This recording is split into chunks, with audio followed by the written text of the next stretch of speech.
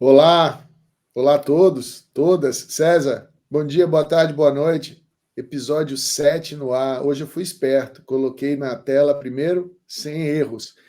Mais um episódio da série Receitas. Hoje vamos falar de bilheteria e sócio-torcedor.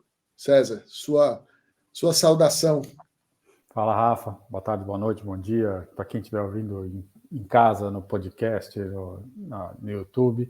Tá vendo? A gente vai aprendendo, né? Agora a gente não erra mais o número do episódio. Então, vamos falar de receita. Vamos começar já. Um abraço. Vamos lá.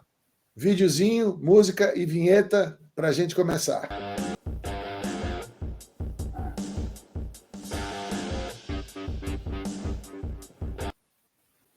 César, antes de tudo, já posso dar a data do lançamento do relatório Convocados 2024? Pode. Está confirmado? Confirmado. Segunda-feira, dia 10 de junho, será lançado finalmente o relatório sobre finanças, história e mercado do futebol brasileiro, o relatório mais esperado do ano. Confirmado. É isso aí. Confirmado. Está aqui tudo pronto, tudo terminando ali, uma informação ou outra, ajustando uma coisa ou outra, mas tá pronto, está no forno aqui, quase saindo. Do lado de cá tem uns textinhos ainda para a gente revisar, corrigir, colocar no tempo verbal correto, para que a gente não seja xingado por aí. Mas, de novo, pelo que eu já vi, o relatório vem muito bom, vem com muita qualidade. Espero que seja mais uma contribuição nossa, sua e nossa, na ordem certa, para o mercado de futebol no Brasil. Bom, bilheteria e sócio-torcedor. Eu vou começar aqui com uma frase de impacto que a gente colocou no relatório passado, no relatório Convocados 2023.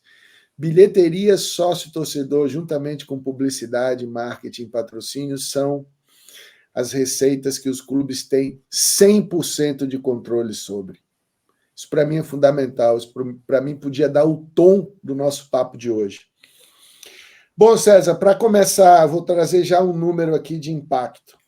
2023, o Campeonato Brasileiro bateu o recorde histórico de público. Foi uma média de 26.502 consumidores, torcedores presentes no estádio, de todos os tempos, de todos os controles. E para apimentar mais ainda, eu acho que esses dados eles precisariam ser curados pela entidade máxima do futebol brasileiro, com todo cuidado, com todo carinho, e publicado para que nós pudéssemos acompanhar e aprender com os clubes, com as suas ações e com sua evolução. Ou seja, evolução do público total, evolução do público médio, ticket médio, etc, taxa de ocupação. Isso deveria ser controlado por uma entidade ou por um pool de entidades onde a gente tivesse acesso a essas informações para que a gente pudesse acompanhar. Isso não acontece com muita clareza. Esse dado está guardado em algum lugar, esse dado está acumulado, mas isso precisava sair, isso precisava estar disponível para todos e de fácil acesso. Concorda, discorda ou no meio do caminho? Vamos lá, Cezão. Vamos lá. Não, acho que você começou abordando os principais pontos, acho que, do tema, né? De novo, a receita, é uma das receitas que o clube tem, de fato, gestão direta, até porque é a conexão mais próxima entre torcedor, clube, atleta. Né? Então, por mais que o torcedor de rede social, de TV e tudo mais seja torcedor, mas a conexão se dá ali naqueles 90 minutos no dia do jogo, no estádio. Então, é a forma mais próxima entre as duas partes. E eu concordo absolutamente que faz falta que a CBF seria uma liga, se tivéssemos uma liga, vamos voltar a alguns programas, né? A liga, tal, aquela coisa, o produto, blá. Mas, enfim, dado que a CBF quem hoje cuida da competição, e ela tem essa informação, porque os borderôs são disponibilizados todas as rodadas, e lá tem o dado, tem o valor da receita, de custo, público e tal, ela devia fazer um trabalho de divulgação da informação, até porque a informação do ano passado, né, de 2023, é muito boa. A informação de receita que vem também será muito boa. No relatório a gente vai trazer um número impressionante, né? Seja de sócio-torcedor, seja de bilheteria. Então, é um incentivo para que você consiga ter material e fazer a análise. Ah, dá para fazer? Dá. Se você pegar toda a rodada do borderô da Série A, da Série B, da Série C, fazer o levantamento, tabular os dados, dá. Mas, poxa, uma entidade deveria estar cuidando e controlando essa informação para garantir a sua acurácia, né, e para garantir que todos tivessem acesso à mesma base. Então, assim, é fundamental porque ajuda, de fato, um clube a entender o que o outro está fazendo, a observar o que está acontecendo com o outro clube e entender em mais detalhes. Ou seja, tem informação para caramba para trabalhar, mas falta um cuidado na divulgação dela. Então vamos fazer o seguinte, já que a gente tem que marcar os cortes dos nossos programas, aí vai, produção, um corte fácil para vocês. Aqui meu. Vou dar mais um dado para a gente começar talvez a provocar esse mercado para que esses dados sejam mais públicos, né, e não fiquem só na mão de um ou outro consultor que fica tentando garimpar esses dados. Então, vai lá. Em 2018, nós fizemos um trabalho sobre placas, né, no Campeonato Brasileiro, e a gente identificou que a taxa de ocupação vinha crescendo com consistência, mas naquele momento era 49% dos estádios. Vasculhando a internet, eu achei que já em 2019 essa taxa de ocupação subia para 51%. E também vasculhando a internet, descobri que em 2023 a taxa de ocupação dos estádios passou a 62%. Então, se a gente pegar o que eu achei de 2018 para trás e de 2019 para frente, é uma excelente informação. Não tem por que não estar pública, não tem por que não estar sendo trabalhada por todos os clubes e por todo o ecossistema do futebol. Bom, produção, está aí o corte. César, é fantástico. Eu não entendo, porque quando os números são ruins, eventualmente, não concordo, mas eventualmente você pode não dar espaço para ele, né? Mas quando o número é bom, não há razão nenhuma para que isso não aconteça. Então, não, e número ruim é bom até para que com o número ruim você consiga entender e trabalhar para melhorá-lo, né? Exato. Essa é a minha frase histórica na Sport Track. É muito melhor você ter acesso, é muito bom você ter acesso à má informação. Porque a boa informação, via de regra, talvez você nem precise saber, porque está no seu dia a dia. Né? E aí, pegando só esses números que eu encontrei nas redes, entre 2019 e 2023, nós tivemos aí um crescimento de 21% da taxa de ocupação. Né? E aí você trouxe outro ponto no nosso ensaio, que é imutável, mas que daqui para frente nós vamos falar um pouco sobre isso. É inegável a mudança que a gente teve nos nossos equipamentos.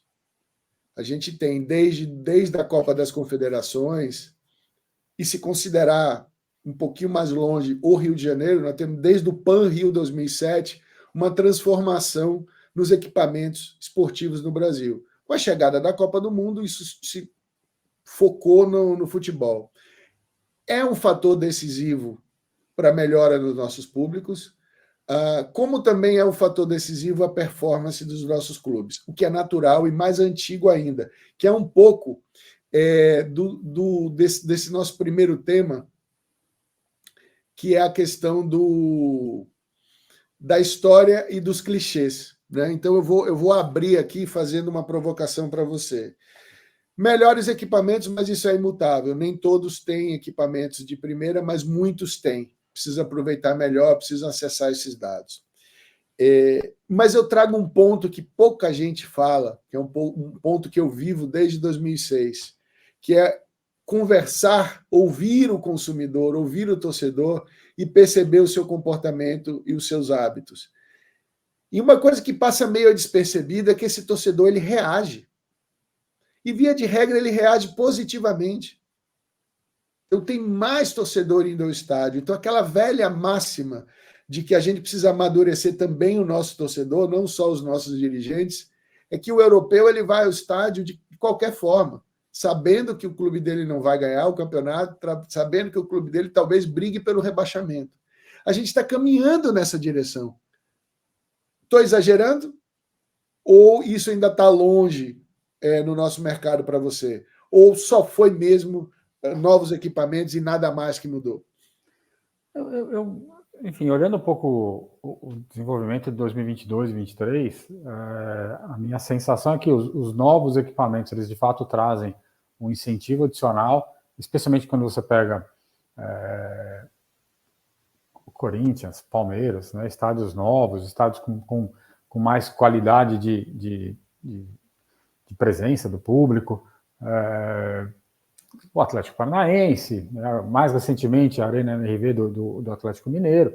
Enfim, isso adiciona interesse. Eu não sei se adiciona muito mais público, apesar de adicionar, por exemplo, a relação com o Mineirão, certamente o Mineirão é um pouco maior, mas talvez a ocupação da Arena MRV seja maior. Mas o que me chama a atenção é o que acontece com clubes como o São Paulo, que tem um estádio já envelhecido, um estádio com alguma, talvez dê para chamar até de décadas, mas quase isso, de defasagem em relação a essas novas arenas, e ainda assim passa a receber um público muito maior agora do que recebia há 4, 5, 6 anos. Acho que tem muito a ver com o interesse do torcedor de participar do dia a dia do seu clube. As novas arenas, os novos estádios, eles trazem um conforto, mas a relação de proximidade do torcedor com o clube, ela vai na direção do que você fala. Na Europa é muito comum, especialmente em alguns países, né? Vamos separar um pouco aqui, na Alemanha muito mais do que na Itália e na Espanha, na Inglaterra é mais do que na França, da presença do torcedor como um entretenimento. Independente do clube ganhar ou perder, ele vai e o estádio está sempre cheio. No Brasil isso está começando a acontecer, o torcedor está enxergando e querendo participar da vida do seu clube, né? Encontrou no futebol um meio de entretenimento que vai além da conquista. Então, acho que é muito mais por esse caminho, né? Aí a gente pode pegar esse corte, né, César? A partir daí do minuto 11h30, 11h20, eu acho que tem um corte importante, essa transição entre o torcedor, que tem ali 67% de chance de sair aborrecido, porque é aquele cara que ia ao estádio só para ganhar, né, e ficaria chateado se empatasse ou perdesse, com aquele cara que vai em busca de uma proximidade, de uma experiência com o seu time e ampliando o horizonte do futebol para algo mais entretenimento do que o jogo em si. Exato, até porque o resultado, a gente sabe que cada vez mais ele está associado à capacidade financeira dos clubes, né? Quem tem mais dinheiro consegue montar melhores elencos, tem mais chance de conquista. Então, a partir do momento que todo mundo percebe essas diferenças, a presença do público no estádio é uma forma de tentar reduzir este impacto. O torcedor presente, incentivando o clube. Então, isso também é um meio de você conseguir melhorar a presença do público, o público entender a sua parte no espetáculo. Eu acho que a gente passou, e aí você pode me corrigir se eu estiver com essa sensação errada, a gente passou por um momento do torcedor de Instagram, né? Aquele cara que vai lá no estádio para tirar foto e dizer que estava no estádio, muitas vezes não estava nem aí porque ele estava acontecendo. Na verdade, você começa antes, né? Com o torcedor que mais raiz, que só queria saber da vitória, você passa a ter um consumo mais desencontrado, digamos assim, é o cara que está lá porque quer estar lá, e hoje você tem uma convergência que é o torcedor que sabe que talvez não ganhe o jogo, mas quer estar presente, quer participar, quer fazer a sua selfie, mas também quer interagir com o jogo. Então a gente vai crescendo, vai mudando um pouco o perfil do torcedor, muito diferente daquele que tínhamos há 10, 12, 15 anos, que era um torcedor mais do jogo da vitória do que do relacionamento com o clube. Perfeito. Essa fragmentação do torcedor dentro dos estádios abre um gancho aqui para a gente voltar um pouco no histórico aqui de dados que eu trouxe, e para a gente endereçar um clichê muito grande do futebol brasileiro, encabeçado aí pela mídia, e que tecnicamente eu posso dizer que está errado, que o estádio é o lugar do povo, que o povo precisa estar. Só que o povo é todo mundo. Lá na frente a gente vai falar um pouco sobre isso. O povo não é aquele conceito de povo ligado a pobre ou ligado a pessoas com a condição financeira menor.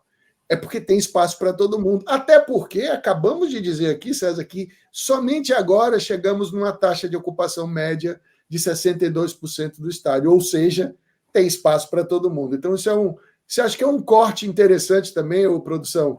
a partir daqui do minuto 14, é importante a gente fazer essa crítica pública ao mercado. Eu queria registrar, até porque a gente pediu que esses dados, ou a gente pede que esses dados sejam cada vez mais propagados. Eu dei uma olhada no mercado, aí nas informações, e achei alguns dados muito interessantes. Existe uma turma aí que fez, depois a gente publica isso, a gente fez uma pesquisa histórica incrível, que foi de 1967 a 2022, todos os campeonatos da Série A, B, C e D, Copa do Brasil, até o Robertão eles incluíram, e fizeram a lista dos clubes com a maior média de público. E olha que interessante. Nós tivemos, nessa lista histórica, praticamente a mesma lista de clubes, o mesmo ranking de clubes da taxa de ocupação do público médio de 2023. Somente um clube dos 7 que eu selecionei não está na lista geral. Não está na lista de 2023, perdão, que é o Cruzeiro. Lógico, o Cruzeiro estava ali com uma situação difícil, voltando de Série B. Então, olha só, a média histórica tem Flamengo, Corinthians, Atlético Mineiro, Palmeiras, Cruzeiro, Bahia e São Paulo. São os 7 principais clubes. Quando você olha para 2023 somente, cadê? Pá. Você tem Flamengo, São Paulo, Corinthians, Bahia, Fortaleza, Palmeiras e Atlético Mineiro. Então, houve uma troca entre Cruzeiro e Fortaleza. Ou seja, da mesma forma que nós temos o ranking de torcidas, que não muda quase nada desde 1993, o ranking de ocupação dos estádios está indo na mesma linha, sendo que os grandes clubes cada vez mais ocupando mais o seu estádio. Aí está uma diferença grande. Eles estão bem acima dessa média de 62%, chegando a 80%, 85%, até um pouco mais. Que também vai na linha das grandes ligas europeias, que chegam ali acima de 90%, 95% de taxa de ocupação. Outras um pouco menos, mas sempre acima de 80%, 85%. E aqui que eu quero chegar, César, numa provocação que volta à crítica que a gente fez. Tem espaço para todo mundo dentro do estádio. E aí cabe essa aproximação e essa sensibilização do clube para entender que tipo de público está mais demandando espaço e acesso ao seu estádio. Se são os mais ricos, se é a classe média, se é a classe mais humilde. E aqui não vai nenhuma intenção de sugerir que deixe de ter espaço para qualquer um, mas que se calibre da melhor forma possível esses espaços para que os clubes otimizem da melhor forma o seu espaço, até porque você trouxe um dado importante. Tamanho não dá para mudar no curto prazo. Você não constrói uma arena com o dobro da capacidade da noite para o dia.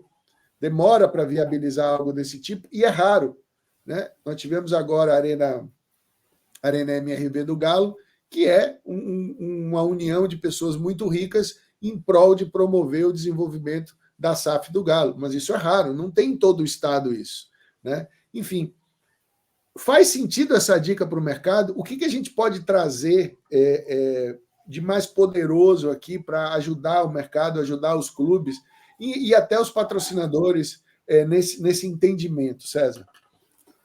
Não, faz todo sentido. Tem um monte de coisa que você traz aqui que a gente tem que ir separando, destrinchando, porque assim, você trouxe um apanhado de informações que são importantes a gente abordar. Essa questão do estádio, por exemplo. Na época da Copa do Mundo, se dizia que o tamanho ideal do estádio eram 40 mil lugares, né? 42 mil lugares, que esse era o tamanho do estádio ideal, tudo mais, porque na Europa os estádios tinham esse tamanho. É tanta informação ruim, né, que alguém que aparentemente é tido como conhecedor fala isso, todo mundo vai atrás sem pesquisar. Os estádios tinham 40 mil por volta na Europa, porque todos eram velhos, estádios antigos, Estádios que você pega o estádio do Chelsea, por exemplo, é encravado no meio de Londres, não tem como crescer. Você não vai, ou você reconstrói, como fez o Tottenham, aí ele cresce para 80 mil lugares, como é San Siro, que tem 80 mil lugares, está sempre cheio. Então, a questão do estádio tem que ter 40 mil lugares para você maximizar o preço. Não, o estádio tem que ter o tamanho que tem que ter para atender o seu torcedor. E aí o que aconteceu? Estádios novos, como Palmeiras, como Corinthians, mesmo com o Atlético Mineiro, são estádios de um tamanho que não maximiza a presença do torcedor. É diferente do Morumbi, que é um estádio para 60 mil lugares, onde você consegue fracioná-lo e fragmentá-lo de uma maneira que atende todos os públicos. O que acaba acontecendo? E aí é a derivada dessa informação. Quanto menor o espaço, oferta e demanda, mais gente querendo ir, o preço sobe. Sim. Se você tem um estádio limitado para 40 mil pessoas, você já limitou a sua capacidade de oferecer diversos espaços para diversos perfis de público. Por isso, não é à toa que o Morumbi tem levado quase 60 mil pessoas, ou muito perto disso, por vários jogos, até jogos pequenos, porque você fragmenta o estádio, você consegue oferecer atrás do gol mais barato, aqui embaixo mais barato, na região central mais caro, você atende todo mundo. Então, às vezes o falso conhecimento, né, aquele conhecimento que a gente vê toda hora no futebol, ou no esporte de forma geral, alguém que parece conhecer, fala alguma coisa, vai toda a manada atrás sem parar para analisar o que está acontecendo. Então, me permite uma interrupção? Claro. Quando você fala aí desse efeito planejamento, eu fico imaginando se na hora de dimensionar esses estádios ou esses projetos, se investigou esses dados históricos de público, né, nos estádios. Aí você vai dizer, mas antes você ia num estádio que não tinha vaso sanitário, que jogavam urina na cabeça de quem estava embaixo, que a polícia militar é que fazia a segurança. Isso tudo é verdade. Mas para mim, o raciocínio é o contrário. Se o torcedor brasileiro se submetia a essa insegurança, essa situação deprimente, é porque tem uma demanda reprimida muito grande. Imagina se você começa a tratar bem essas pessoas. Aí é mais um corte, produção. E outra, para fechar, muito importante, não é o estádio novo que tira o povo do estádio. É o estádio novo mal planejado e eventualmente mal planejado que diminui o espaço de todos os segmentos de mercado. Porque, como você fala, se eu tivesse 50 mil lugares e não 42, eu tinha 8 mil a mais para trabalhar. Poxa, 8 mil lugares. É gente pra caramba. É gente pra caramba. Será que ninguém pensou nisso? Fica a pergunta, César. E aí é uma questão, de novo, física até, né? Física e matemática. Você já está levantando espaço. Para você levantar 8, 10 mil lugares a mais, o custo não é tão maior. A gestão desse espaço ela pode ser minimizada, porque você dilui, né? Quanto mais gente você coloca, mais receita você faz.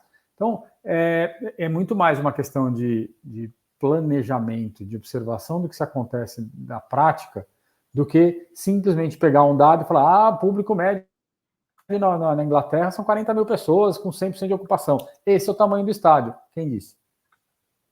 Então, assim, a gente acaba perdendo oportunidades justamente porque nós somos mal informados e não fazemos o trabalho correto de análise, de aprofundamento, de comparação. E aí isso serve para o torcedor, não serve para a questão da bilheteria.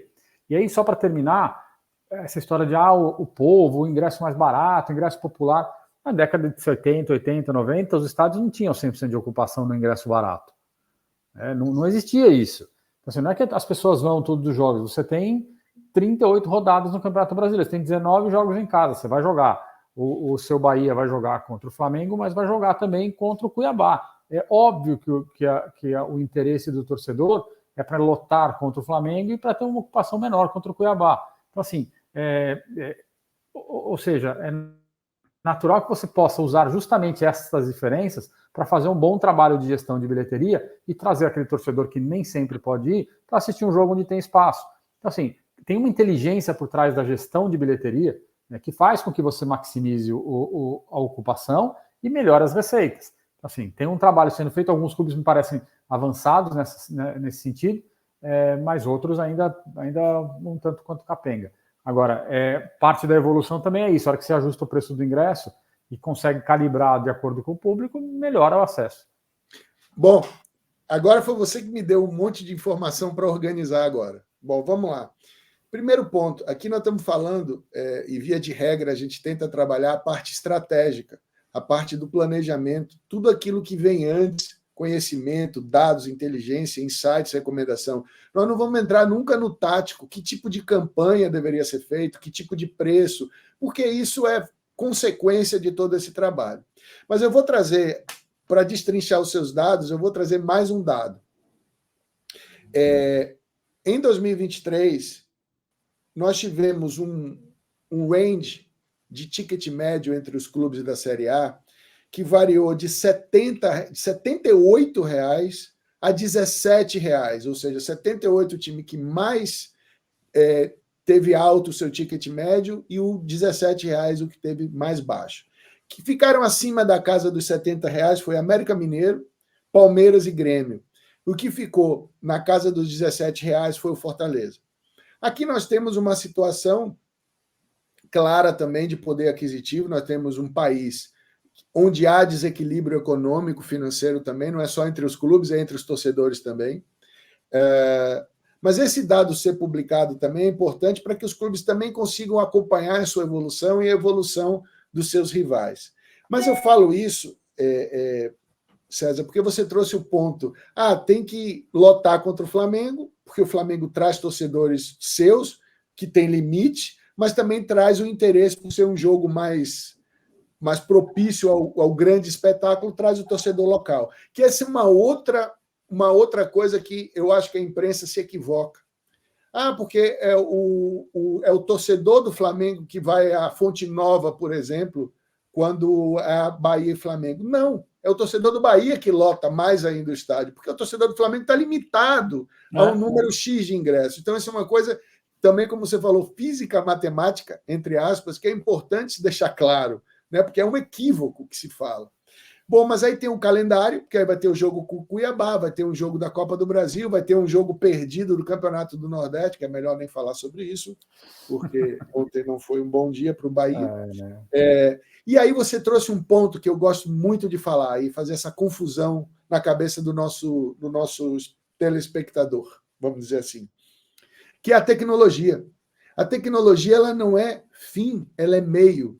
Então, quando você fala de inteligência para precificar, a tecnologia cai como uma luva.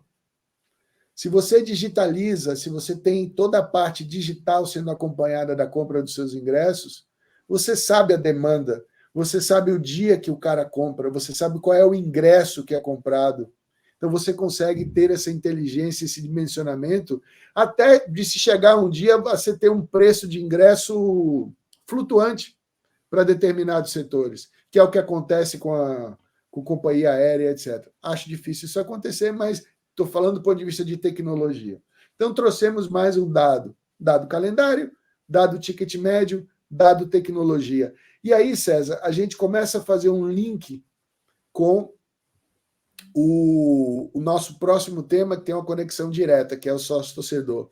Então, para a gente fechar esse capítulo aqui, essa primeira parte, bilheteria, a gente falou um pouco da sua história, da sua evolução. Para você, quais são as tendências desse mercado para os próximos anos? Me parece claro que o público voltou ao estádio, né? O público voltou a se interessar por futebol, voltou a comparecer, e aí é interessante que isso retroalimenta a presença de público no estádio. Então, quando o São Paulo tem um público de 50 mil de média, o torcedor do Corinthians vai querer continuar lotando a Neoquímica Arena com 42 mil, o do Palmeiras vai lotar o Allianz com 42 mil, 40 mil. Então, todo mundo quer olhar e falar: o meu torcedor é um torcedor que conduz mais o time que o do adversário. O meu torcedor comparece mais do que o do adversário. Então, isso é positivo para que você gere aumento de público. Então, acho que a tendência aqui, do ponto de vista de bilheteria, é você continuar calibrando esse perfil de receita, mas passar a ter mais e mais presença de público. Então, acho que a gente vai começar a ter, não sei se níveis de ocupação europeus, mas certamente nós teremos níveis de ocupação crescentes aqui nos próximos anos. Maravilha. Bom, então está confirmado, né? A gente tem aqui Só para fechar esse bloco, eu trouxe o número que a gente levantou num trabalho que a gente fez em 1918, em 2018. Eu não sei se eu conservado você, né? Está conservado para quem fez o trabalho. Estou gordinho, então estica a pele. 2018, 49%, 2019 já era 51% e agora em 23 chegamos a 62%. Lembrando que esses números vinham crescendo desde 2003 com a instituição dos pontos corridos. Tá? Então, é uma tendência muito forte. Eu complemento a sua linha de tendência em sugerir que os clubes e todo o ecossistema que gira em torno dos clubes, são fornecedores de tecnologia, de meios de pagamento, de acesso, que migrem cada vez mais para o lado planejamento e análise de dados, no sentido de trazer soluções, não em tecnologia, mas em soluções estratégicas e táticas, para que os clubes consigam, primeiro, seguir trazendo mais pessoas para o estádio, que os clubes consigam segmentar cada vez mais o seu preço e, claro, melhorem cada vez mais a experiência. Essa é a equação que eu entendo que vai cada vez mais trazer torcedores e mantê-los dentro do estádio, principalmente no que se trata de experiência. E aqui, que fique claro, foi mais um corte aí no minuto 30 e alto, produção. Aqui não vai nenhuma crítica ao trabalho que é feito hoje pelos clubes e pelos parceiros. Aqui a gente está trazendo uma visão de profissionais que estão no mercado, usando dados e tentando acrescentar um pouco de valor a isso, né? Então, pode ser melhor, né, do que já está sendo. Tudo pode ir melhorando, né? Você vai adicionando valor aos negócios. Isso não quer dizer que não tem ninguém trabalhando nessa linha, né? É para ficar claro que não há nenhuma intenção de crítica aqui. Bom, pessoal, agora vamos falar de sócio-torcedor. Aqui tem uma... Eu vou abrir, desculpa, César, eu vou abrir com uma historinha que eu vivi, que já é antiga, não é lá em 1918, mas é em 2002, quando eu fui gestor de marketing do Vitória da Bahia. Na abertura do Campeonato Brasileiro de 2023, houve algo muito novo e que foi um divisor de águas no futebol brasileiro.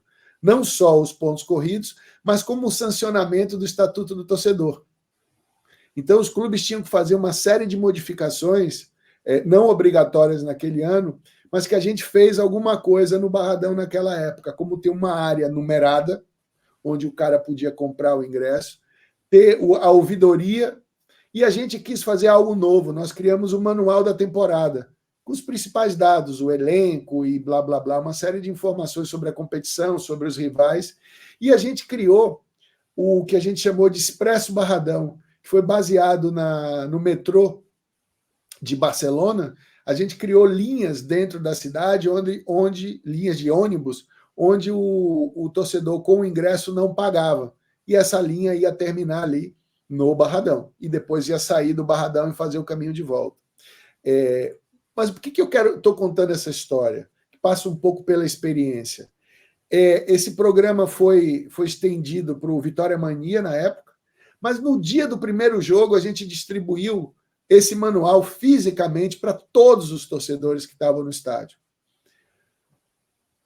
Aquele jogo teve, acho que mais ou menos 11 mil pagantes, 11 mil de público total, e a gente encontrou 0 manuais jogados fora. Encontramos 17 mapas do Expresso Barradão que a gente fez, que ficou muito bonito, inclusive. E a gente encontrou 17 porque caiu do manual, não estava preso, estava solto. E eu vi com meus próprios olhos um cara que deixou cair o mapa e não viu. Ele entrou tão encantado com o estádio que o mapinha caiu. Por que eu contei essa história toda? Porque o torcedor reage. O torcedor precisa de um mínimo de carinho, de um mínimo de boa experiência. E o que falta, ou o que faltou na época, e aqui um depoimento que eu dou sobre o querido amigo que eu fiz, que era o vice-presidente financeiro do Vitória na época, que ele achava que o Vitória Mania era um custo. E que os resultados que a gente atingia eram baixos. E eu fiz uma pergunta. que eu faço agora para você, César. O número de associados é baixo baseado em quê? Lá atrás, em 2002. Na sua velha expectativa de expectativa menos realidade igual a frustração.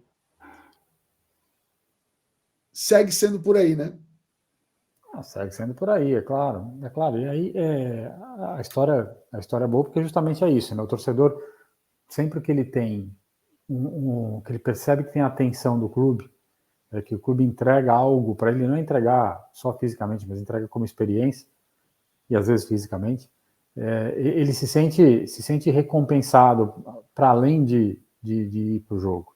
Né? Então é algo que ele vai guardar, é algo que ele vai mostrar para alguém, é algo que ele vai, ainda mais se o resultado for positivo, vai colocar vai guardar nas lembranças dele. Então tudo que você puder fazer para agregar valor para o torcedor retorna em presença física, em retorno para o estádio, em divulgação, ou seja, retorna para o clube. Então, que é isso que a gente questiona muitas vezes aqui em relação ao programa de sócio-torcedor. Primeiro, essa questão tá bom, qual o tamanho desse programa? Qual o tamanho da possibilidade? Em quanto tempo você vai atingir essa possibilidade? O que você está dando em retorno? Você está dando só Voltamos ao planejamento, né? Exato, sempre o planejamento. Você está entregando só a possibilidade dele comprar um ingresso antecipadamente, você está entregando um programa de relacionamento. Né? E aí você mensurar da forma correta qual o potencial de crescimento disso ao longo do tempo. Tudo é feito de uma maneira lenta. Essas coisas, o futebol é lento, o futebol ele não reage do dia para a noite. Se quando reage, qualquer reação do dia para a noite, pode ter certeza que é voo de galinha. Acontece e depois volta ao normal, porque foi só uma explosão. Então, isso que você fala, é óbvio que o cara tinha expectativa de ter 1 milhão de sócios. Tem 30 mil, parece pouco. 30 mil, por exemplo, no estádio que a média de público é de 20, você já tem gente sobrando. Né? Se você tem 10 mil, no estádio tem a média de 20, você tem metade do público médio como seu sócio. Já são crescimentos, você vai entregando, você vai entendendo como esse torcedor funciona, quais são as expectativas dele. Vai coletando dados. Coleta informação e, exatamente, você constrói, que é uma crítica que eu tenho feito, os programas eles pararam um pouco no tempo de ser apenas uma mero antecipação de venda de ingresso. Aí você dá ponto por presença no jogo, milhagem, não sei o quê, aí quem vai mais vezes tem direito ao ingresso do jogo mais concorrido. Ok, é bom, mas o que mais você entrega para esse torcedor? Como é que você aumenta a presença de sócios torcedores entregando alguma coisa a mais para ele do que simplesmente a possibilidade de comprar o ingresso mais rápido? Então, coisas como essa, que você fez um pequeno agrado e outras tantas que eu sei que são possíveis de serem feitas para trazer o torcedor para perto do dia a dia do clube. Aí, produção, teve um corte aí para a gente aproveitar aí no minuto 37 do César. Mas olha só, o que você chama de lentidão, que está correto, eu chamo da necessidade de continuidade, que é a palavra mágica no esporte e em todas as suas relações com o fã. Por quê?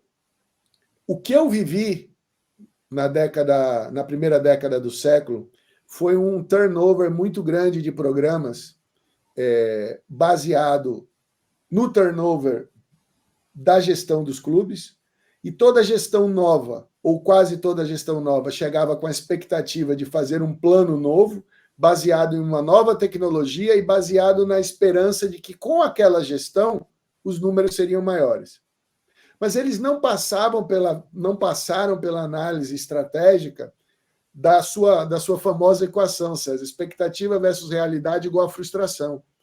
Então, e aqui vai um elogio a várias empresas que tentam prestar serviços para os clubes, mostrando esse planejamento, mostrando a demanda e a necessidade de que se dê tempo para essa transformação, e elas também acabam sendo vítimas dessa volatilidade na gestão dos clubes e nessa volatilidade de pensamento. Então é fundamental, não é a empresa que chega com a tecnologia nova querendo transformar o clube, não. Ela chega querendo planejar algo de médio e longo prazo, mas ela vira refém, né, dessa loucura que acontecia, via de regra, com os clubes. Isso tem mudado. A gente tem evoluído para programas mais inteligentes, mais tecnológicos também. Mas aí eu trago aquela velha questão, né? O sócio-torcedor ele tem que ser pautado, ou o seu principal pilar tem que ser a venda do ingresso? Não são coisas diferentes? Podem andar juntas?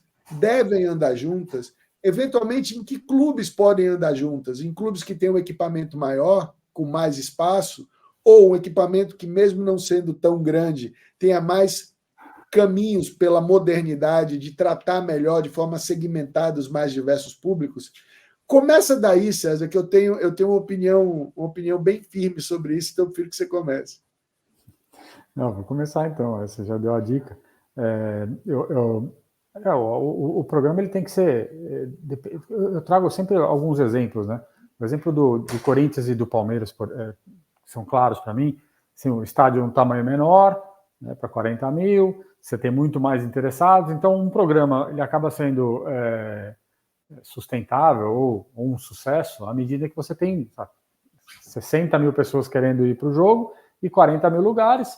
Você vai sempre ter muito mais tentativas de estar dentro do plano para ter algum benefício de ir nos jogos mais difíceis.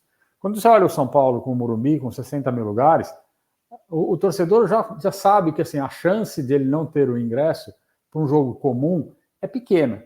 Né? Sempre vai ter ali, quando você vai lotar o estádio 30, 40 mil, 50 mil, ainda assim sobram 10 mil ingressos, ou seja, para o jogo normal ele não precisa de um programa de sócio-torcedor. E aí ele vai atrás do ingresso no dia do jogo mais movimentado. E o programa que baseado exclusivamente em venda de ingressos, ele acaba sendo frustrante do ponto de vista de receita, quando eu comparo com outro, porque o equipamento tem as suas limitações.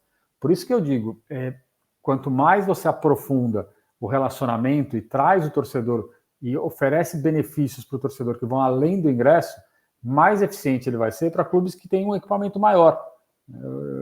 Pensando do ponto de vista de fazer mais e novas receitas. Para o equipamento menor, vai ser útil para você ganhar essa presença, essa confiança, esse relacionamento de mais longo prazo com o seu torcedor. Então, me parece que os programas eles precisam mudar a sua característica para poder agregar mais torcedores de bolsos diferentes, entregando benefícios e relacionamentos diferentes. Então, eu não vou ser tão contundente assim, não por você ter me convencido, mas eu acho que você foi por um caminho bacana. Se a gente fala hoje da segmentação ou eu vou usar a palavra fragmentação das mídias, né? TV aberta por assinatura, plataformas de redes sociais, plataformas de streaming, etc. A gente falou muito hoje aqui da fragmentação do torcedor, né? Basicamente, a gente falou de classes sociais, mas falamos também de diversificação de pessoas nos estádios, aqueles que buscam também entretenimento e não só ganhar o jogo. Então, a gente poderia falar também da fragmentação dentro, claro, de um único programa, das ofertas para o consumidor, nos planos de sócio-torcedor. Então, veja se esse raciocínio faz sentido.